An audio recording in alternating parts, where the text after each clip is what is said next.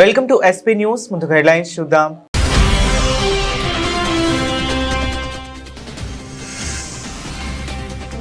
గువాహటిలో అద్భుతమైన బగురుంబా నృత్య కార్యక్రమం.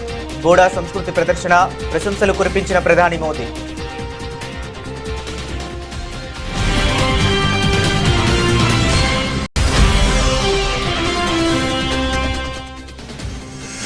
మణికర్ణికలోని ఆలయాలు ధ్వంసమయ్యాయని వస్తున్న కథనాలపై స్పందించిన యూపీ సీఎం యోగి. కాంగ్రెస్ పార్టీ AI వీడియోలను సృష్టించి తప్పుడు ప్రచారం చేస్తోందని ఆగ్రహం.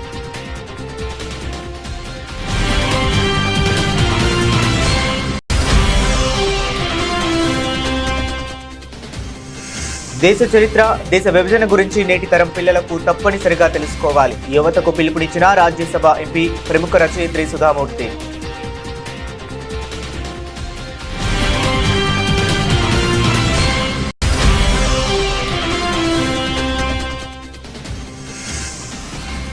యాభై 56 నెలలు గడిచాయి. మీరు ప్రజలకు ఏమి చేశారు? DMK ప్రభుత్వంపై అన్నాడీఎంకే మాజీ నాయకురాలు శశికళ విమర్శలు.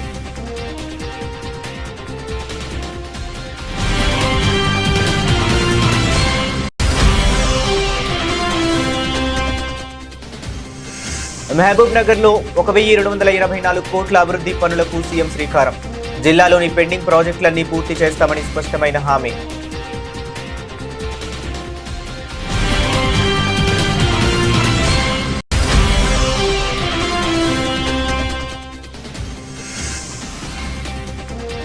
సాగునీటి ప్రాజెక్టులపై సీఎం చంద్రబాబు ఫోకస్. ఈ ఏడాదిలోనే పూర్తికి డెడ్ లైన్.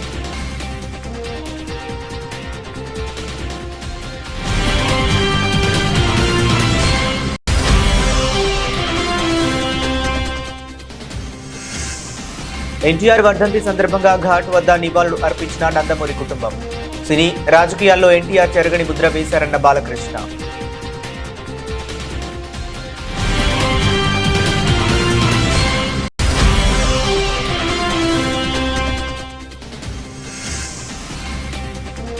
చంద్రబాబు పాలనలో రాష్ట్రంలో రౌడీ రాజ్యం. తీవ్ర ఆగ్రహం వ్యక్తం చేసిన మాజీ మంత్రి విడుదల రజని.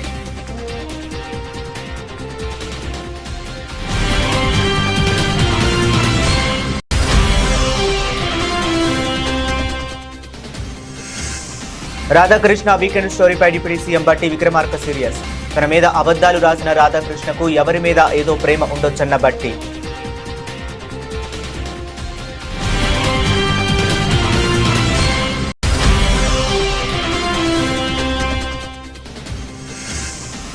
రాష్ట్రంలో అరాచక పాలన చేస్తున్నారు, కానీ పరిపాలన చేయడం లేదు. కుటుంబీ ప్రభుత్వంపై మండిపడ్డ వైఎస్ఆర్సీపీ ఎమ్మెల్యే బూని హుసినే విరూపాక్షి.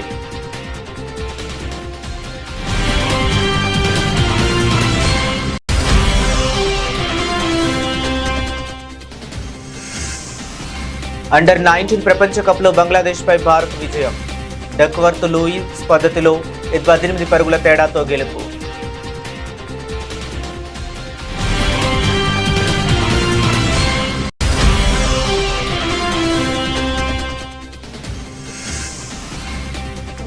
రోజురోజుకు పెరుగుతున్న పసిడి ధరలు.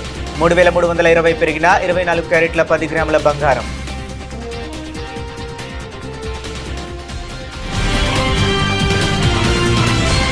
ఇక డీటెయిల్స్ చూస్తే, అస్సాం రాష్ట్రం గువాహటిలో సరుసాజై స్టేడియంలో బగురుంజా ద్వే 2026 కార్యక్రమం కన్నుల పండుగగా సాగింది. భారతీయ సంస్కృతి వైవిధ్యాన్ని మరోసారి ప్రపంచానికి చాటి చెప్పింది.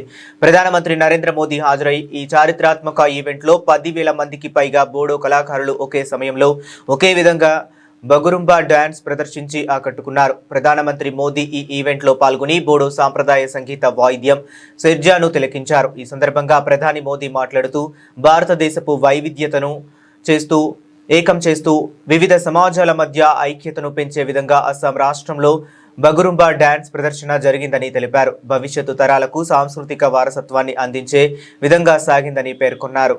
साथियों, कांग्रेस ने हमेशा असम और पूरे पूर्वोत्तर को उपेक्षा की नजर से देखा है।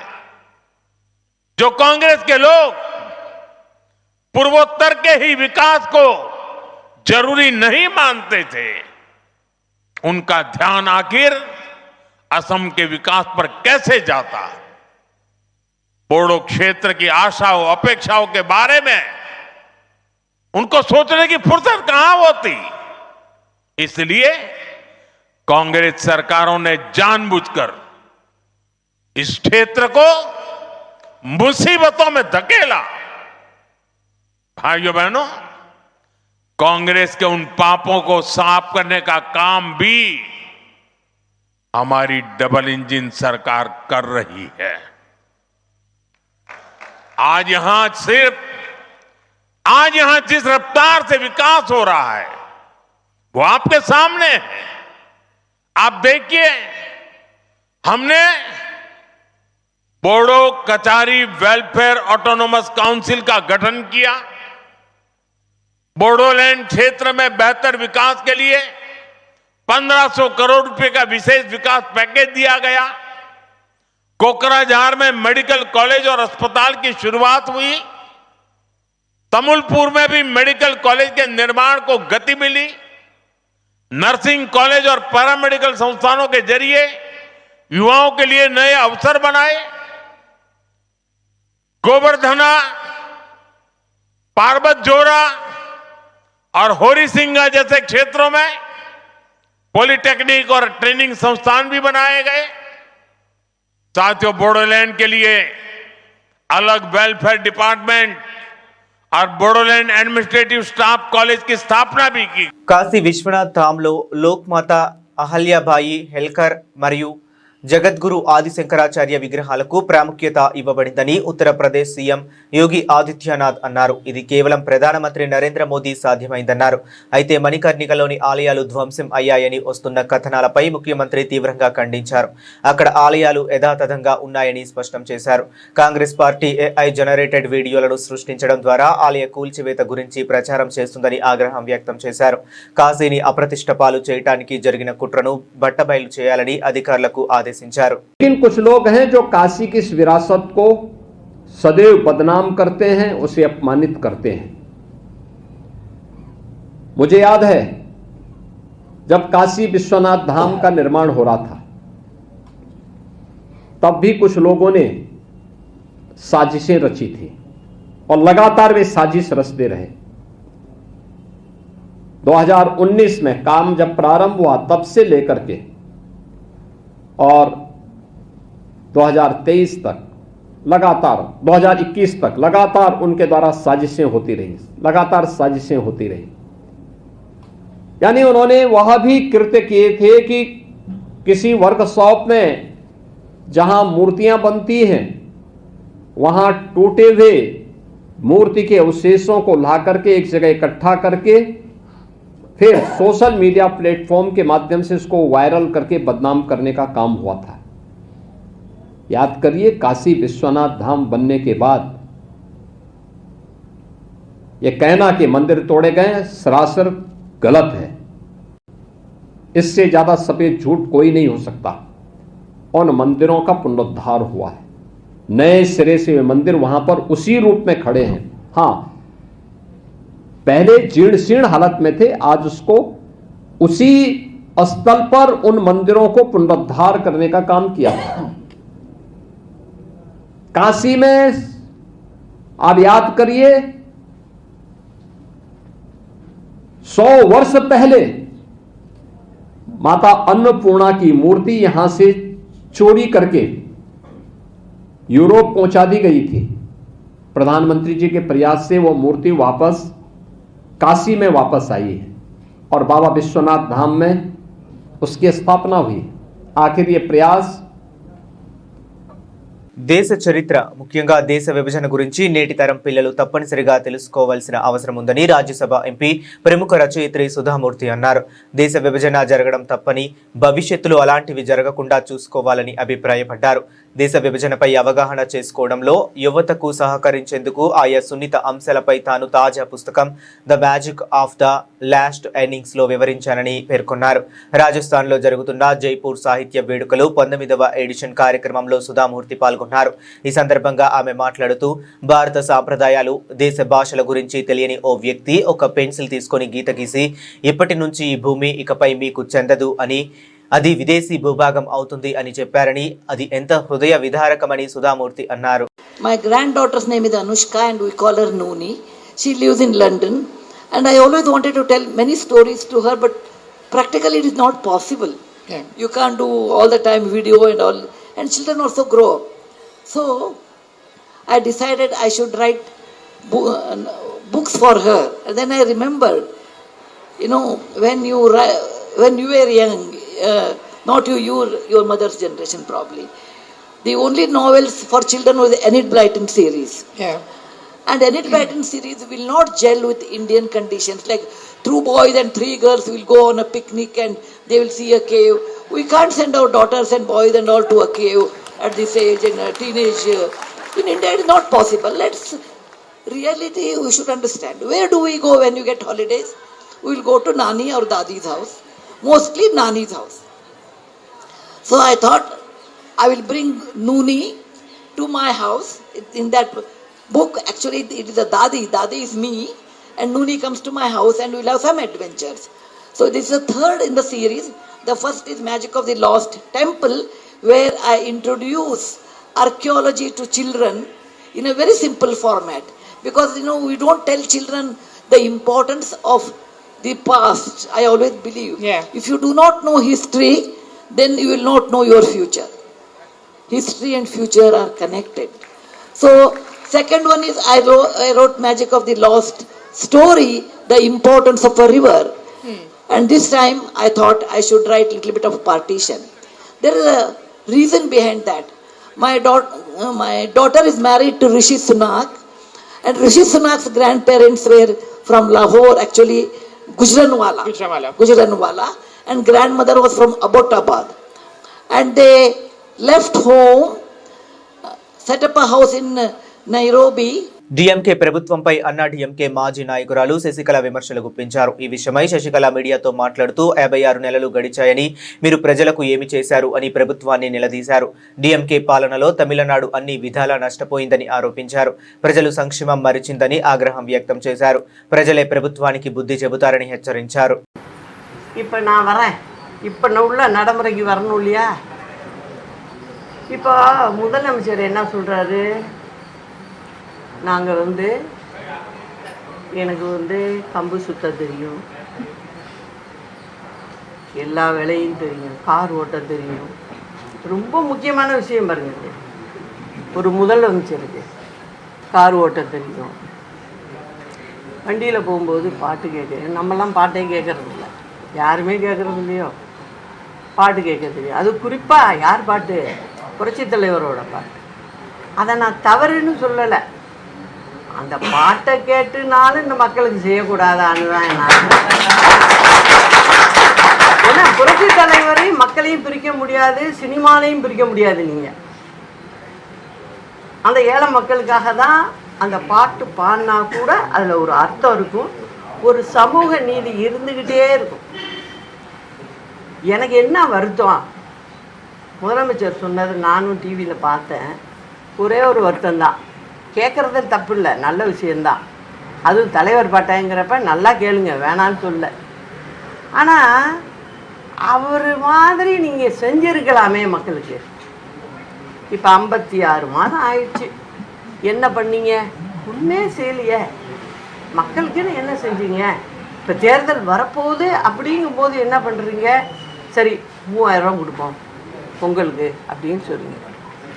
మహబూబ్ నగర్ జిల్లాలో పర్యటించిన ముఖ్యమంత్రి రేవంత్ రెడ్డి 1284 కోట్ల విలువైన వివిధ అభివృద్ధి పనులకు శంకుస్థాపన చేశారు. ఈ సందర్భంగా ఏర్పాటు చేసిన బహిరంగ సభలో మాట్లాడుతూ 10 ఏళ్ల కేసీఆర్ పాలనలో పాలమూరు జిల్లాకు ఒక్క ప్రాజెక్టు కూడా తీసుకురాలేదని ధ్వజమెత్తారు. దేశంలో ఏ ప్రాజెక్టు కట్టినా అందులో పాలమూరు బిడ్డల చెమట ఉంటుందని, కానీ ఈ జిల్లా మాత్రం వెనుకబడే ఉందని ఆయన ఆవేదన వ్యక్తం చేశారు. పాలమూరు జిల్లాలోని అన్ని పెండింగ్ ప్రాజెక్టులను పూర్తి చేసే బాధ్యత తనదని ముఖ్యమంత్రి హామీ ఇచ్చారు. తమ ప్రభుత్వం అధికారంలోకి వచ్చాక రాష్ట్రంలో 3.50 కోట్ల మంది పేదలకు రేషన్ కార్డులపై సన్నబియ్యం అందిస్తుందని తెలిపారు. రాష్ట్రానికి బీజేపీ ఎంపీలు ఐఐఎం తెస్తే భూమి ఇచ్చే బాధ్యత తనదని సీఎం స్పష్టం చేశారు.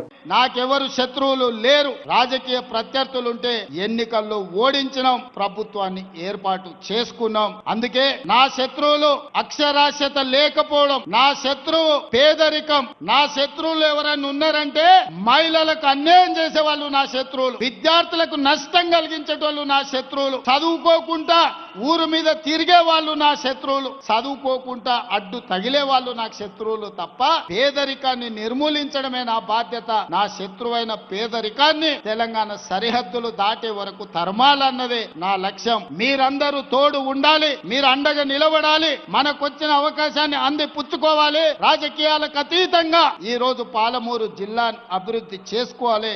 మొట్టమొదటి ప్రధానమంత్రి పండిట్ జవహర్లాల్ నెహ్రూ గారు ఇచ్చిన స్ఫూర్తితో ఎడ్యుకేషన్, ఇరిగేషన్ మా మొదటి ప్రాధాన్యత. తెలంగాణ రాష్ట్రంలో అత్యధికంగా అభివృద్ధి చెందిన జిల్లాగా ఎడ్యుకేషన్ లో, ఇరిగేషన్ లో ఎవరైనా ఇతర రాష్ట్రాల నుంచి, ఇతర దేశాల నుంచి తెలంగాణ పర్యటనకు వస్తే పాలమూరు జిల్లానే చూపించాలనేది నా కల. ఒకప్పుడు టోనీ బ్లేయర్ వచ్చినా, బిల్ గేట్స్ వచ్చినా, విదేశీ పర్యాటకులు ఎవరు వచ్చినా ఆనాటి ముఖ్యమంత్రులు వాళ్ళను పాలమూరు జిల్లాకు తీసుకొచ్చేటోళ్ళు. ఎందుకయ్యా అంటే మన పేదరికాన్ని చూపించడానికి ప్రభుత్వం గ్రాంట్స్ అడగడానికి పాలమూరు జిల్లాను ఒకనాడు చూపించేది. ఇక ఏ మాత్రం ఇది సహించరానిది. మన పేదరికం కాదు, మన అభివృద్ధిని చూపించాలి, మన చదువులను చూపించాలి, మన విజ్ఞానాన్ని చూపించాలి, మనం కట్టుకున్న ప్రాజెక్టులు చూపించాలి.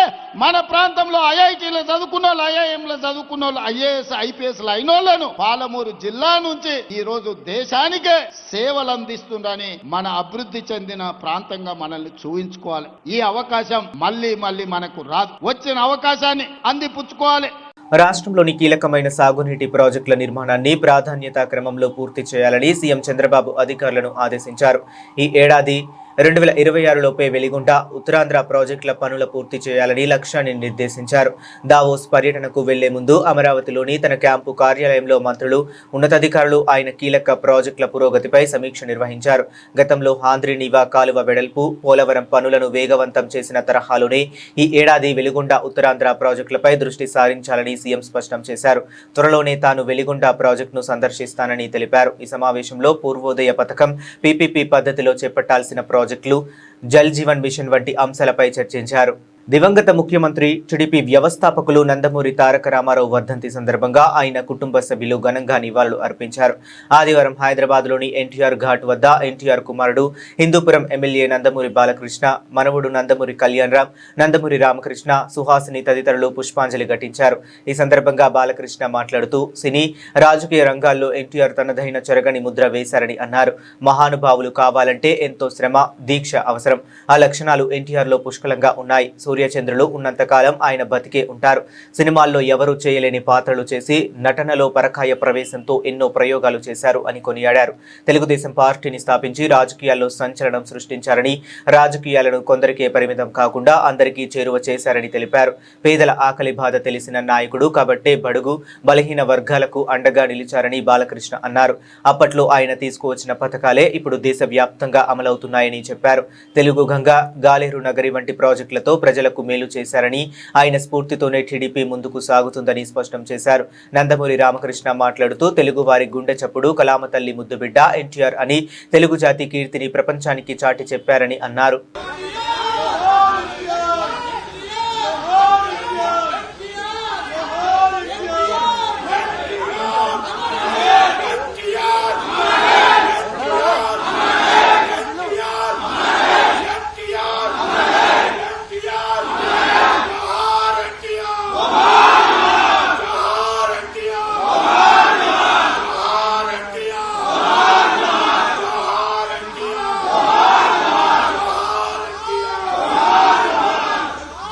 పల్నాడు జిల్లాలో రెడ్ బుక్ రాజ్యాంగం అమలవుతుందని మాజీ మంత్రి విడుదల రజని ఆగ్రహం వ్యక్తం చేశారు.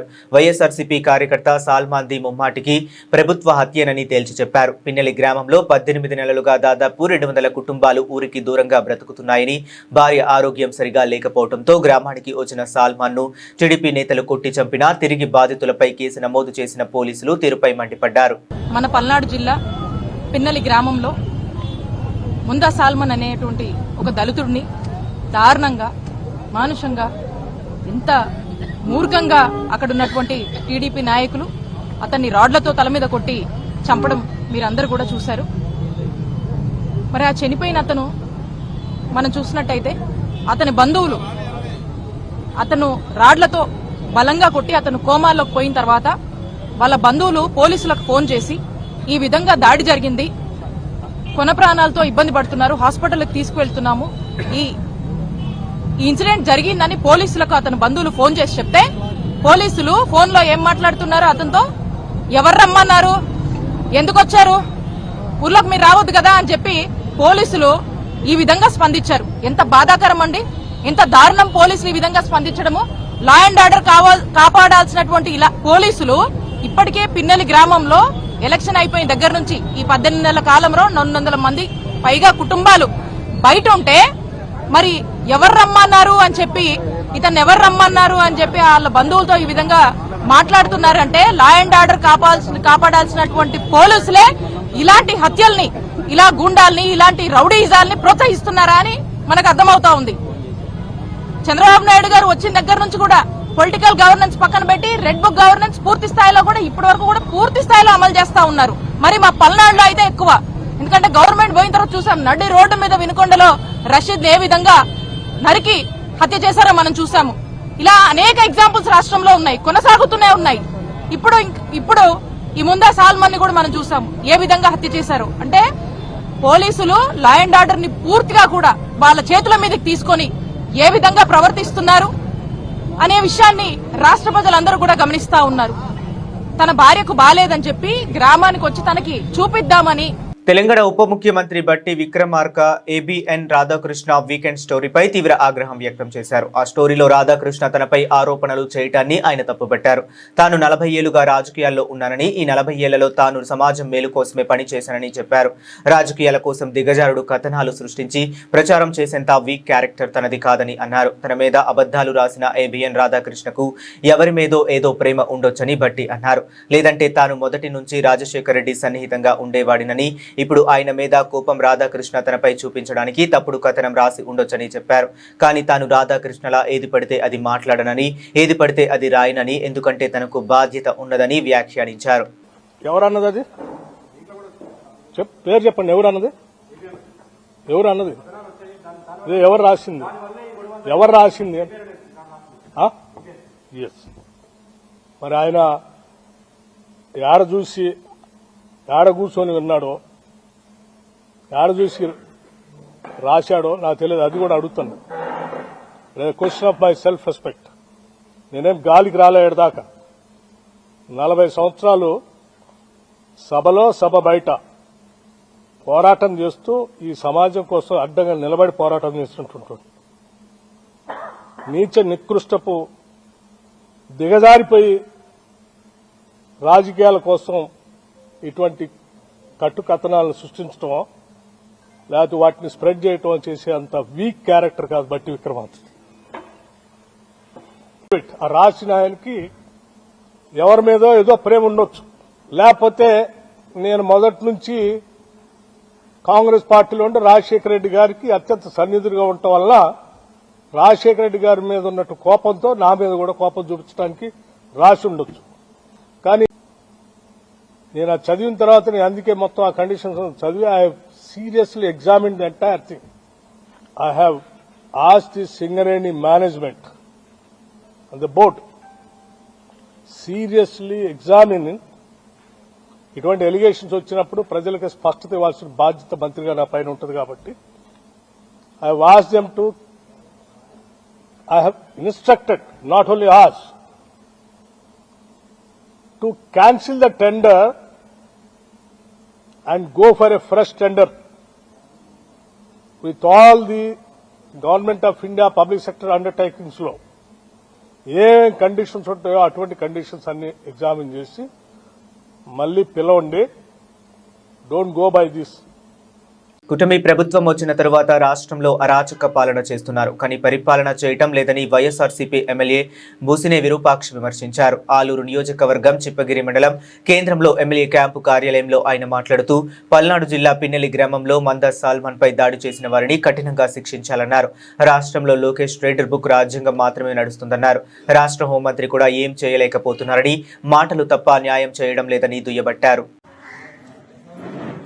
కొట్టింటే 5 రోజుల కింద కొట్టింటే చనిపోయిన వ్యక్తిని అక్కడికి చూడడానికి కానీ ఆ గ్రామస్తుల్ని పోనీయకుండా ఈ పోలీసుల వాళ్ళు కొమ్ము కాస్తున్నారు. అది ఎక్కడ ఇది అన్యాయము. కొట్టి ఎన్ని రోజులని ఇంకెంతమందిని చంపుతారు మీరు? ఎన్ని రోజులని రెడ్ బుక్ రాజ్యాంగం చేస్తారు? ఎన్ని రోజులని ఇంకా ఎంతమందిని చంపాలనుకుంటారు మీరు? ఎవరు మీకు ఎదురు మాట్లాడితే వాళ్ళని రెడ్ బుక్ రాజ్యాంగం కొట్టి చంపుతున్నారు. ఇది ఏమన్నా, ఇది ఏడన్నా ఎక్కడన్నా ఏ రాష్ట్రంలోనే ఉందా? ఇక్కడన్నా ఉందా? ఇది ఎక్కడ రెడ్ బుక్ రాజ్యాంగం మాకు అర్థం కాదు. కానీ ఎస్సీలని అనొద్దు, బీసీలను అనొద్దు. మీది మొత్తం ఒక ఈ ఓసీల రాజ్యంలో ఇప్పుడు బీసీలను కానీ ఎస్సీలను కానీ అణుగుతొక్కుతూ ఎవరు మాట్లాడితే వాళ్ళని చంపుతూ, ఎవరు మాట్లాడితే వాళ్ళని అణుగుతొక్కుతూ ఇదెక్కడ రాజ్యమో మాకు అర్థం కాదే. కానీ ఒక ఎస్సీ క్యాండిడేట్ ని చంపైతే ఆ గ్రామంలోన ఆ వైసీపీ నాయకుల్ని చూడడానికి కానీ బార్కెట్లు అడ్డం పెట్టి శవాన్ని తీసుకొని పోకుండా పెట్టేది ఇది ఎక్కడ చూద్దాం. ఎక్కడ మనం చూడలేదు. ఈ పరిపాలన మళ్ళీ ఎన్నాళ్ళు ఉంటుందో, ఎన్ని రోజులు వీళ్ళు పరిపాలన చేస్తామనుకున్నారో, పోలీసులతోనే ఎన్ని రోజులు పరిపాలన చేస్తామనుకున్నారు. మొత్తం ప్రజల్లోకి వస్తే తెలుస్తుంది మీకు. ఎందుకంటే మీరు పైన ఐసీసీ అండర్-19 ప్రపంచ కప్ 2026 టోర్నమెంట్లో భారత యువ జట్టు శుభారంభం చేసింది. బులవాయోలో జరిగిన గ్రూప్ ఏ మ్యాచ్లో బంగ్లాదేశ్పై 18 పరుగుల తేడాతో ఉత్కంఠ విజయం సాధించింది. వర్షం అంతరాయం కలిగించిన ఈ మ్యాచ్లో భారత యువ ఆటగాళ్లు ఆల్రౌండ్ ప్రదర్శనతో ఆకట్టుకున్నారు. ఈ పోరులో 239 పరుగుల లక్ష్య ఛేదనకు దిగిన బంగ్లాదేశ్ ఇన్నింగ్స్కు వర్షం అంతరాయం కలిగించింది. దీంతో అంపైర్లు డక్వర్త్ లూయిస్ పద్ధతి ప్రకారం బంగ్లా లక్ష్యాన్ని 29 ఓవర్లలో 165 రకాలుగా నిర్దేశించారు.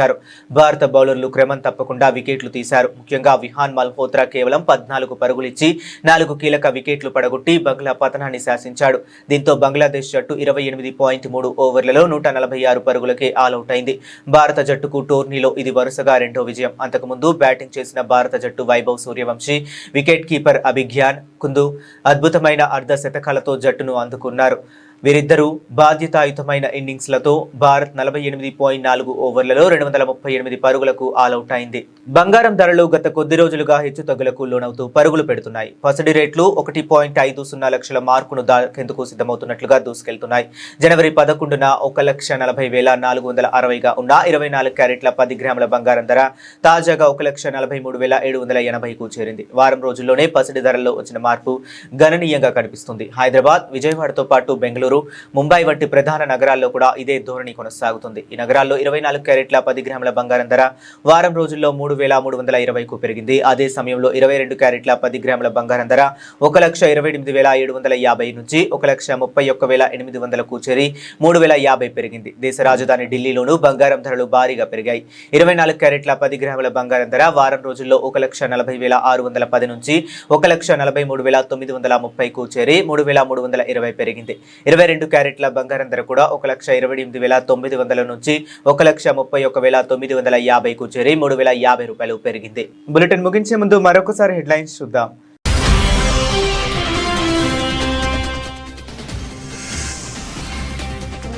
గువాహటిలో అద్భుతమైన బగురుంబా నృత్య కార్యక్రమం, బోడా సంస్కృతి ప్రదర్శన, ప్రశంసలు కురిపించిన ప్రధాని మోదీ.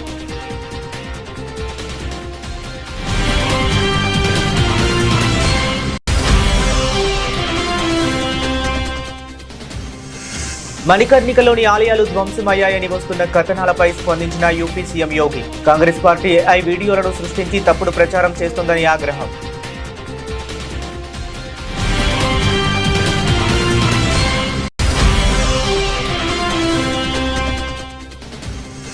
దేశ చరిత్ర, దేశ విభజన గురించి నేటి తరం పిల్లలకు తప్పనిసరిగా తెలుసుకోవాలి. యువతకు పిలుపునిచ్చిన రాజ్యసభ ఎంపీ ప్రముఖ రచయిత్రి సుధామూర్తి.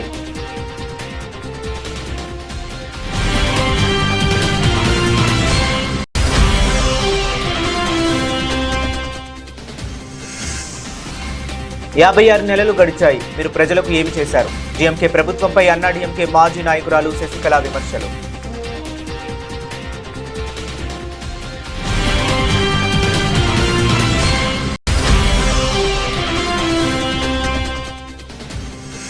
మహబూబ్ నగర్ లో 1284 కోట్ల అభివృద్ధి పనులకు సీఎం శ్రీకారం.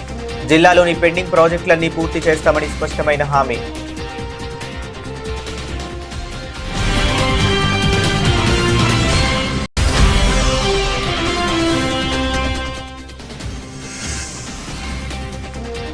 సాగునీటి ప్రాజెక్టులపై సీఎం చంద్రబాబు ఫోకస్. ఈ ఏడాదిలోనే పూర్తికి డెడ్ లైన్.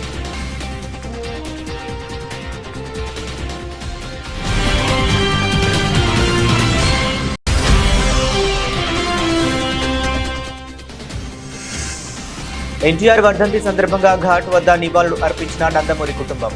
సినీ రాజకీయాల్లో ఎన్టీఆర్ చెరగని ముద్ర వేశారన్న బాలకృష్ణ.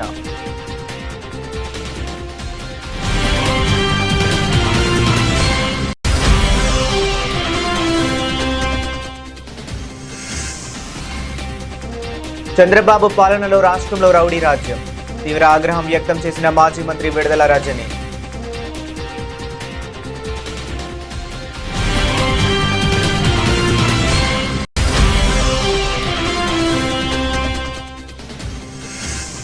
రాధాకృష్ణ వీకెండ్ స్టోరీపై deputy CM Bhatti Vikramarka serious. తన మీద అబద్ధాలు రాసిన రాధాకృష్ణకు ఎవరి మీద ఏదో ప్రేమ ఉండొచ్చన్న బట్టి.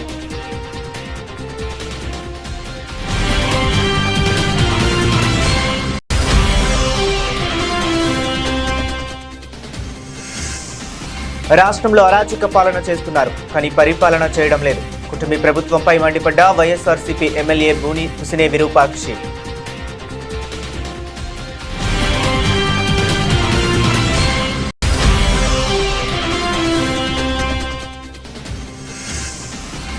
అండర్-19 ప్రపంచ కప్లో బంగ్లాదేశ్పై భారత్ విజయం. డక్వర్త్ లూయిస్ పద్ధతిలో 18 పరుగుల తేడాతో గెలుపు.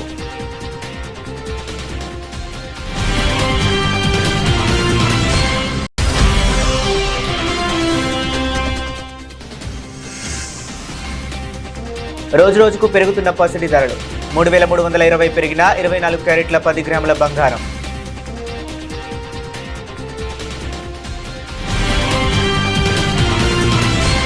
ఇవి ఇప్పటి వరకు ఉన్న అప్డేట్స్. మరిన్ని అప్డేట్స్ కోసం కీప్ వాచింగ్.